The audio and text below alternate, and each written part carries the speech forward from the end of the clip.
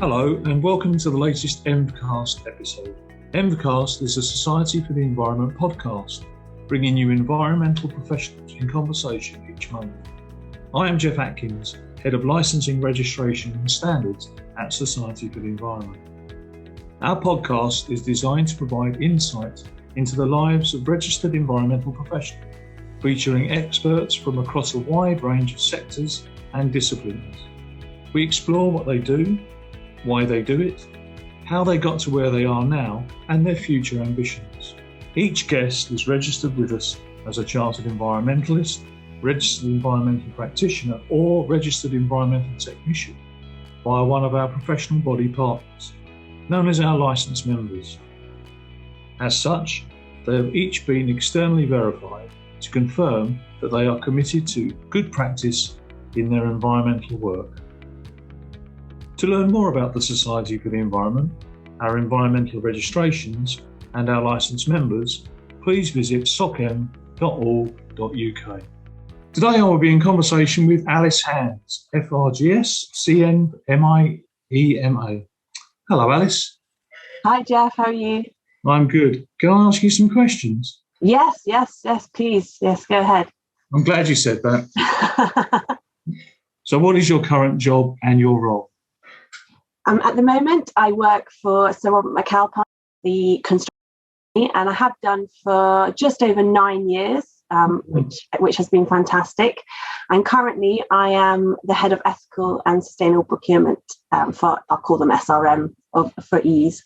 And I sort of worked in that role for a number of years now. And originally, when I started at SRM, I was in the sustainability team. Working on sort of projects, some of our construction projects in London. And then I moved into, actually my role sits in our procurement team. And that's where I'm based now. And I sort of bridge between sustainability and procurement. And I really enjoy that actually. Even though I'm a sustainability professional, I enjoy sitting in a sort of different department and working with sustainability, obviously. And what are your expected tasks within the role? So my role, I mean, the title's quite long, so it's quite a broad role. I really like that. And I suppose overall, my ambition and my sort of what the aim of the role is to drive our sustainability strategy down through our supply chain and all the supply chain partners that we work with. Mm-hmm. And it's about embedding sustainability into our procurement processes and that of our supply chain. So it's very broad. Our current sustainability strategy covers 4 key areas. They look at resource management, carbon, social value, and ethical procurement. So I work in all those areas with our supply chain. I think a key focus of ours for the past few years has been, and a key focus of mine has been about how we respond to the Modern Slavery Act that came out in 2015. Mm-hmm. So I've done a lot of work on that, and it's not just about how we, I suppose, comply with the law, but hopefully how we are actively responding and improving. And I think it's fair to say that construction, sort of compared to sectors like retail, we're behind in terms of how we address sort of issues around labour practices. I think it's fair to say before 2015 and when the Act came out, it wasn't something that we had a particular focus on. Okay. So a lot of my work recently has been around how we educate people on the potentials that, and the issues that might be in the supply chain and educate people on it. And I mean, that sounded quite a range of things that you're involved with. What were the requirements when you for the role that you have now? What are the requirements, qualifications wise, I'm thinking? Yeah, I mean, that's an interesting one because as I said, I worked in SRM for 9 years, and so I sort of moved into the role internally. So looking back, the experience I had before I came into the role was, as I said, I was a project sustainability manager, and I worked delivering on our projects and ensuring that our strategy and our client requirements were delivered on our projects. So my experience was very sustainability focused. I didn't have sort of core procurement experience before I moved into the role, and I think it's fair to say that my role or similar roles, they're not that common in the industry. There are some businesses that have them, but it's not a role that you see, I think, replicated across every business. And therefore I think it's quite rare to have someone who's got equal amounts of sustainability and procurement experience together. So I would say you don't need that. What I would say is, sustainability is, I'm passionate about that. That's what drives me. And I think that passion, that drive enables me to do my job. Because, whether we like it or not everyone's on board with it. It's still a challenge to get understood, to get people to buy into it. And therefore, with something like that, I think you need passion and drive to be able to deliver it. So I think that's a key sort of requirement. My sustainability experience definitely is key. And even though I said I didn't have procurement experience moving into the role, what I did have was, from the project experience, I was working with our supply chain partners on a daily basis. So I had an understanding of the supply chain, the variations of the supply chain, all the different types of supply chain partners we work with. So that's and how the sort of supply chain operates. So I think that's really helpful, and that's probably quite a key understanding to have, I would say. You've already mentioned one, but what are some of the challenges you face? Yeah, well, giving you a bit of background, so at McAlpine is what we call a main contractor. So we manage construction sites. We do very little of the work directly ourselves. So we subcontract all the work, and so for that we work with a huge range of different companies who we call supply chain partners. I really enjoy that. That's something I love about the industry, that you work with lots of different people, lots of different disciplines and jobs, but that also presents a challenge, because we have one sustainability strategy for our business, but our supply chain partners vary hugely. So we could have supply chain partners with, £100 million turnover, but we're also working with people that have sort of 1-2 million or less turnover. So you've got a huge variation in the type of business that you're working with. And it's not a one size fits all. And therefore you have to, how do you communicate with them? How do you get them on board to help deliver our strategy? Because they are the ones ultimately that deliver it on our projects. Does that make a difference with who you work with, who you choose as partners? Yeah, it can do. It depends. It's all about, who are they qualified to do it. And that doesn't depend on the size of the business. Often, but then we split our work into what we call work packages, and there'll be a value associated with that. So if you've got a work package that's sort of £20 million worth of work, you can't, you're not going to give it to a company that's got a turnover of 1 million, because that's just that's not feasible. It's not appropriate. It's not you're not managed. The risk management isn't correct there. So the value of work will vary, but we work with a huge variety of supply chain, and it's really important that you work. Some our SMEs and our bigger supply chain partners, they all bring sort of equal and different qualities and positives to what they do. So, but I suppose what it is, it's a challenge to then ensure what you expect of a company that's got 100 million turnover, and what you demand of them is going to be slightly different in terms of what you expect of an SME or a sort of social enterprise that you might be working with, because they have different resource levels. Therefore, we adapt. We need to adapt to that as well. So, recent stuff you've been working on, recent projects, any highlights you could tell us about? Oh gosh, so Well, in the last few years, and it's sort of since the work with the Modern Slavery Act, we were SRM became the first main contractor to be, not first company, but first main contractor to be verified to a standard called BES 6002, which is the ethical labour sourcing standard that the BRE brought out in response, sort of as part of their response to sort of how companies can improve around labour practices. So that was a key achievement because we were the first main contractor to do that. And I think it helped set our sort of baseline for what we want to do and achieve. So for me, that was a key achievement. And also, I suppose the wider work that we're doing in the industry around labour practices and what and how we're addressing it. We work with lots of our peers and industry groups on that, and we're really trying to push sort of change and awareness. So I'm proud of that. And the other work that we're doing around that. Oh, good. So that's the company. What about you? Do you feel like you make a difference in your role? Yes, I do. I think sometimes it feels like you can, you take one step forward, two steps back. But I think that's any role. Yes, I very much do. And I think one of the I knew relatively early on in that I wanted to work in the built environment. And one of the reasons for that was you can really see like tangible change in what you do especially around sustainability, but actually anyone, you could walk around, London, you walk around Newcastle, you say, oh, SRM built that, we built that.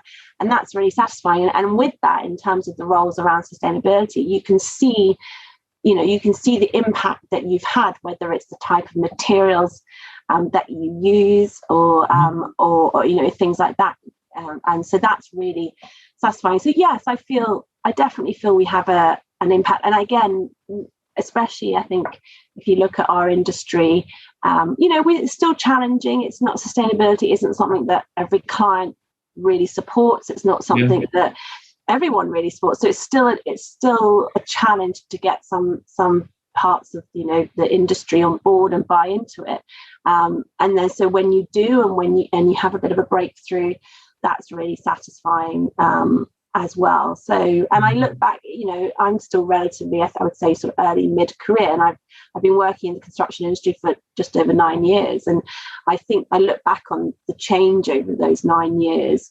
From when I started on as a project sustainability manager to now, and the change that we've seen in the industry and how the industry addresses sustainability is, there's been so much change. So that as a whole, as sustainability professionals in the industry, then yes, we've definitely had a positive impact.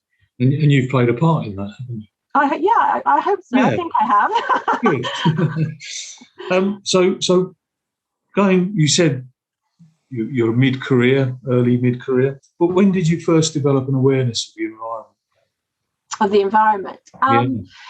That's a really interesting one, because I don't think it wasn't a penny drop moment for me. The environment, and I thinking back on it, I suppose I think when you say environment, I think maybe some natural sort of environment. I grew up in the countryside. I grew up in sort of beautiful country. I was lucky enough to do that, and so I've always, I suppose, from an early age, with my family, interacted with nature and enjoyed it through pastimes and things. So it's always been something that I've benefited from and been lucky enough to benefit from.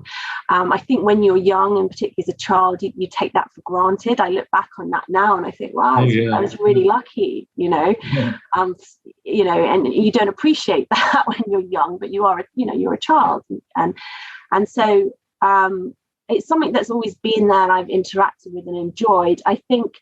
And then looking back at school and senior school, I loved geography. I always enjoyed it, and that's massively down to the teachers I had. They were fantastic geography teachers.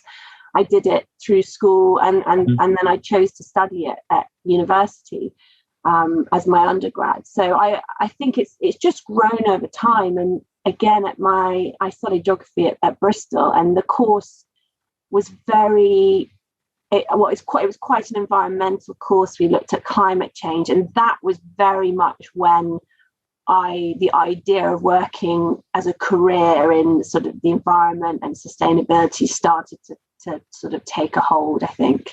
And that was probably, university was probably where as in terms of career, it probably. And you mentioned career. So why did you choose this profession? Yeah. So in terms of sort of the environment and sustainability as a profession, I think that was from university. I had some fantastic lecturers and being made aware of the challenges that we have, obviously, around climate change. That's where I think as a topic, in terms of the built environment, that was purely through probably work experience, trying different things. And I did lots of different sort of work experiences. And I did some for actually a competitor of SRM actually before I worked with them, but they're also a developer.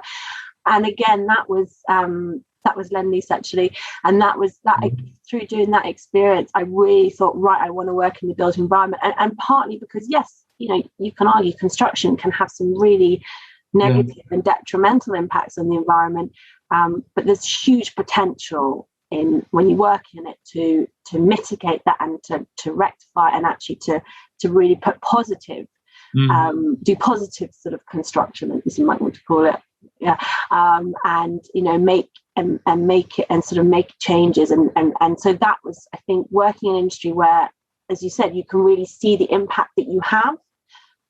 Was really appealing, and actually that even little things that you do on a day-to-day basis, if you're working on a project and just educating some people around pollution control, that has a massive impact. It might not seem it at the time, but so that's, I think it was a slow burner maybe, but it was through education, it was through work experience. I didn't, at 18, I didn't think, right, I want to be head of ethical and sustainable procurement at Sir Robert McAlpine. Very few people know. It was through, I suppose, trial and error, but trying things, seeing what I enjoyed, that I got, that has sort of led me to where I am today. I'm really interested in the answer to this, your answer to this question, though. What being an environmentalist mean to you? Yes, well, I think first and foremost, it's the acknowledgement of what I've done to date in my career, how hard I've worked, the passion I have for it, and it gives me that confidence in what I do in my work, and continuing with that. And it has, I think, it gives gravitas to what I do, and as an industry as a whole, I think it's really important. Lots of other industries and professionals have their, chartered chartered professionals and their institutes, and therefore, and so too should sort of in sustainability and the environment. So I think it's really good for that. And for me, it's validation, whether you should need that or not. It's important, and it's the confidence in doing what I do and what I want to continue to do. And you worked hard to get that, didn't you? You worked hard to get your CM. So absolutely, and it was very much over a number of years. It was very much a target and ambition. And when you get it, it's hugely gratifying and a relief as well. But it's really satisfying, and it just gives you that sort of confidence and positivity. You'd say it was meaningful. Yeah, massively meaningful, and I'm really proud of it. And I'm proud to say I'm a chartered environmentalist. Good. So the next question is, how important is it to be a recognised environmental professional? Recognition. Yeah, I mean, as I said, I think lots of professionals have their chartered professionals, and so I think it's really important that we do too. As I said, it gives us that gravitas, and it's really important. And especially, I mean, I was looking back again, sort of at the beginning of my career, when I was looking for jobs around sort of in sustainability or in the environment. It was more sort of environment then, and whereas you look, now there are hundreds of jobs, which is fantastic and advertised. But back when I was looking sort of 10 years ago, there weren't that many, or they weren't advertised like they are now. So it's fantastic to see that change and that growth. And now you see them in all types of industries. Again, sort of 10 years ago, it was probably just certain industries that were advertising for environmental positions and it was or sustainability positions. But now it's, you can be a professional in any industry around that topic, which is fantastic. So I think, being chartered is really important because it whether you're midway or partway through your career, it gives you that sort of a validation. But also, if you're starting out, it's something to work towards, which is really, having a goal, having something that you can say, right, I want to be. You can say to the business or company you work for, right, you need to help me get there. It's really important that you do hold them to account for that. So I think that's key, and it's about it's giving a huge amount of validation to the professionals that have it and work in that area. Yeah, but it's across all areas, isn't it? There's a wide range of sectors, and all the companies that you've been, the supply chain people that you were talking about earlier, they're from all different industries, aren't they? It's not just construction, so it covers the wide range. I think that's a really positive thing. So, as a professional, if you're a chartered environmentalist, the world's your oyster. You could start off in one industry, but it doesn't mean that you're sort of have to stay in that industry. Yes, okay, obviously in each industry there are things that are very much specific to that, absolutely. But when you're looking at sort of the environment sustainability, there's some core principles that are very translatable across industries. So I think it gives people the flexibility to move if they wish as well. Yeah, we like to think that professional registration opens doors. Yes. And that's kind of what you're saying. Definitely. So what would you say to others thinking about a career in the environment? Well, first of all, I said go for it. Well done. I think it's a fantastic industry, or sort of sector industry to work in. It's challenging, absolutely, like many industries are, but when you get those wins and it's really gratifying. It's really really a sense of achievement. I would say, again, looking back on my sort of past sort of 10, 11 years from I first graduated in 2008, which wasn't a great time for many people, to be fair, to be job searching, and it was really hard. It was really hard. I couldn't tell you how many jobs I applied for. I endless, and most of them I didn't get a response from. I used to be happy when, even if it was a no, I'd get a response. I know it was a no. It wasn't just an indefinite. Yes, I do exist. Yeah. Someone actually took the time to respond to the effort, the hours that you'd put into the application.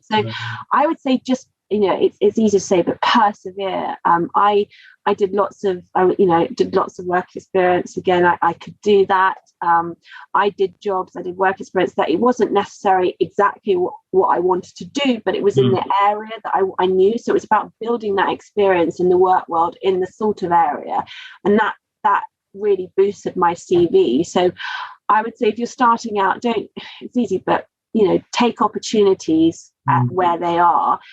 Because you'll always learn something.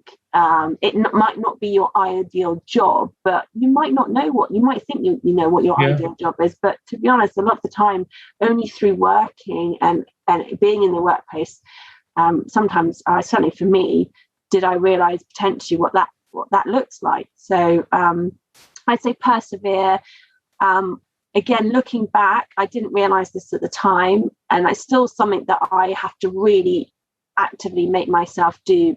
And it sounds a bit cheesy, but the importance of networking.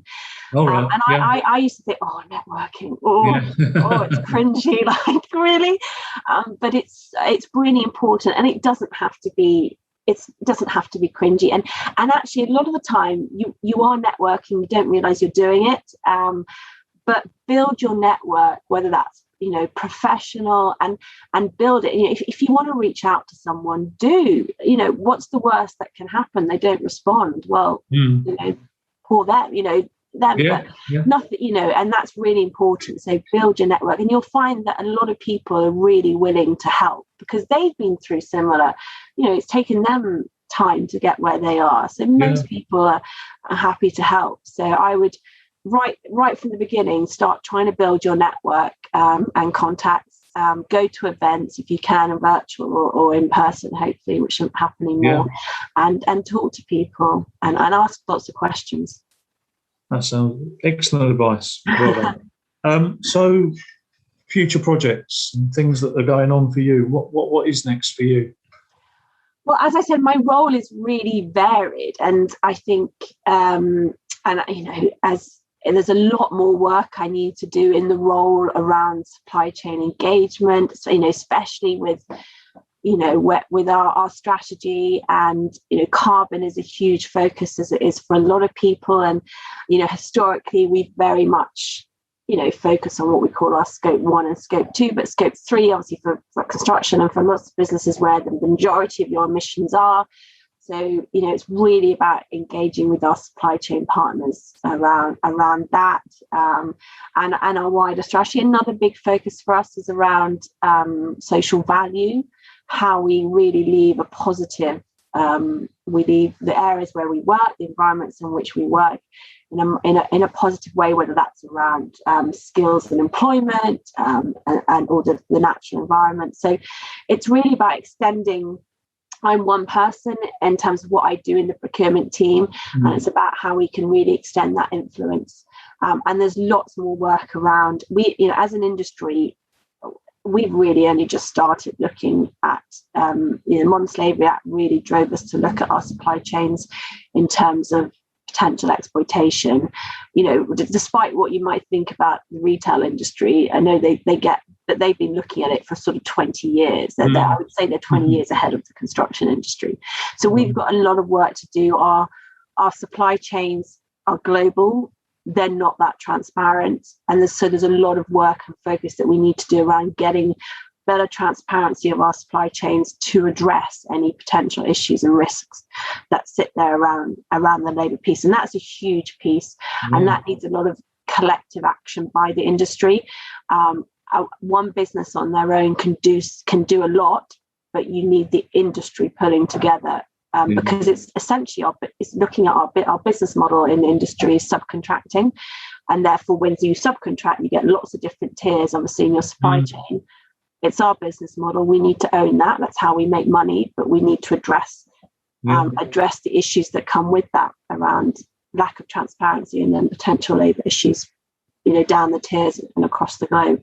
So that's a big focus for us, and I think for the industry going forward. Exciting times ahead. Busy and exciting. Good stuff. Okay, well, I can't believe I've got to my final question. Okay. And this one's going to be interesting because your answer doesn't have to be environment related. Okay. So we could find a lot out about you now. If you were able to influence world leaders for a day, what would be the first thing you'd do? Wow. Well, I think I will answer it sort of environment related. All right. Okay. And it might sound very simple, but one of the reasons why I work in with the environment and is because I love it. I enjoy nature. I love nature. I benefit from it. And I think, it's that belief, isn't it, that if you love something, if you enjoy it, if you see the benefits of it, then you will protect it, or you will work to protect it. So what I would do is take world leaders out into, this is what we have. This is how you can benefit from it. This is what we could lose. Because I think, often, policy gets made far removed on, the concrete kind of paths of cities that, perhaps never touch the environments that potentially they should be protecting. So, get world leaders out into the natural environment to see and really benefit, understand why it's so important and to protect what we have. to look after it, because it sounds so simple, but as people have said, I think if you love something, you will work to protect it. Of course you do. And I think that's a key thing for our world leaders to maybe have a dose of reality, is it potentially, that's takes them away from their sometimes concrete towers that we might build, and get them out into the beautiful parts. Well, one day you may get that opportunity. You never know. Very interesting. Thank you, Alice. It's lovely to talk to you, Geoff. Thank you. Yeah, lovely. Thank you very much. Cheers. Bye. Bye-bye. If you are curious to hear more about the Chartered Environmentalist, Registered Environmental Practitioner and Registered Environmental Technician registers, please take a look at our How to Become and Why Become recorded webinars on our website SocEnv.org.uk. Or you can find them on our YouTube channel, Society for the Environment, where you will also find a variety of environmental webinar series and various different insights from registrars. To keep up with all of the Society's latest news, you can follow us on Twitter and Instagram at SocEnv_HQ and LinkedIn at SocEnv. We will release a new episode on the first Wednesday of each month. So if you are interested in our future podcasts, please subscribe to hear more from us. You can subscribe and review through a variety of platforms such as Apple Podcasts, Spotify and Castbox. Thank you for listening or watching on YouTube. We look forward to the next episode next month.